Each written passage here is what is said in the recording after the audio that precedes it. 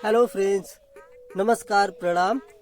मैं हूं प्रदीप और आप देख रहे हैं मेरे टैग बॉयज। आज के इस वीडियो का टॉपिक है च्यवन ऋषि का आगमन। उम्मीद है वीडियो आपको पसंद आएगी, तो वीडियो को स्टार्ट करते हैं। एक दिन जब श्री राम अपने दरबार में बैठे थे तो यमुना तट निवासी कुछ ऋषि महर्षि च्यवन ऋषि जी के साथ दरबार में पधारे।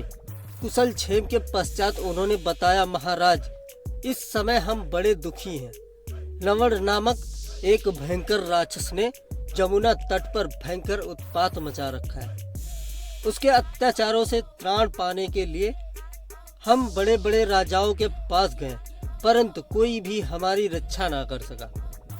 आपकी यशोगाथा सुनकर अब हम आपकी शरण में आए हैं। हमें आशा है आप निश्चय ही हमारा भय दूर करेंगे।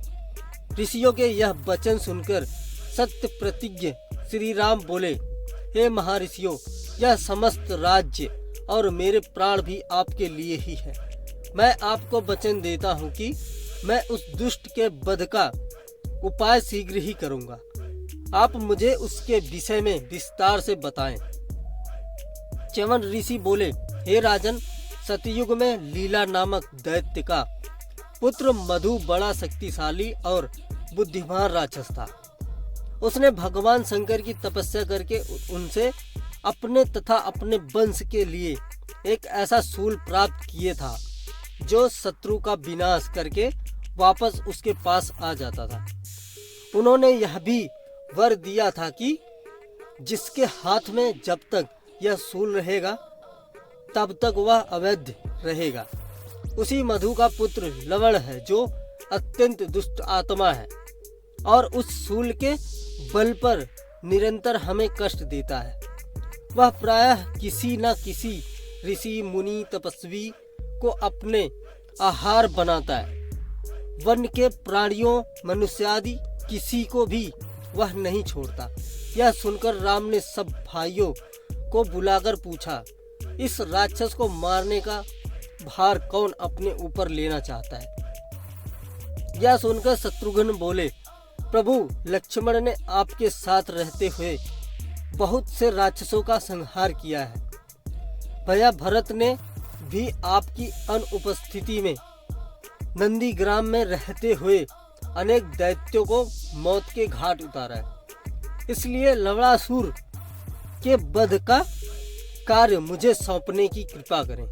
श्री राम बोले, ठीक है, तुम ही लवणासुर का संहार करो और उसे मार के मधुपुर में अपना राज्य स्थापित करो।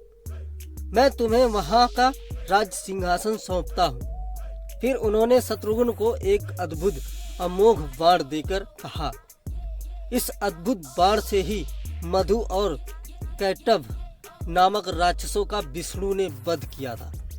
इससे लवणासुर अवश्य मारा जाएगा। एक बात का ध्यान रखना कि वह अपने शूल को महल के अंदर एक प्रकोष्ठ में रखकर नित्य उसका पूजा करता है। जब वह तुम्हें अपने महल के बाहर दिखाई दे तभी तुम उसे युद्ध के लिए ललकारना। अभिमान के कारण वह तुमसे युद्ध करने लगेगा और शूल के लिए महल के अंदर जाना भूल जाएगा। इस प्रकार वह रणभूमि में तुम्हारे हाथ से मारा जाएगा। बड़े भाई की आज्ञा पाकर शत्रुघ्न ने विशाल सेना लेकर श्री राम द्वारा दिए गए निर्देशों के अनुसार लवणासुर को मारने की योजना बनाई। उन्होंने सेना को ऋषियों के साथ आगे भेज दिया।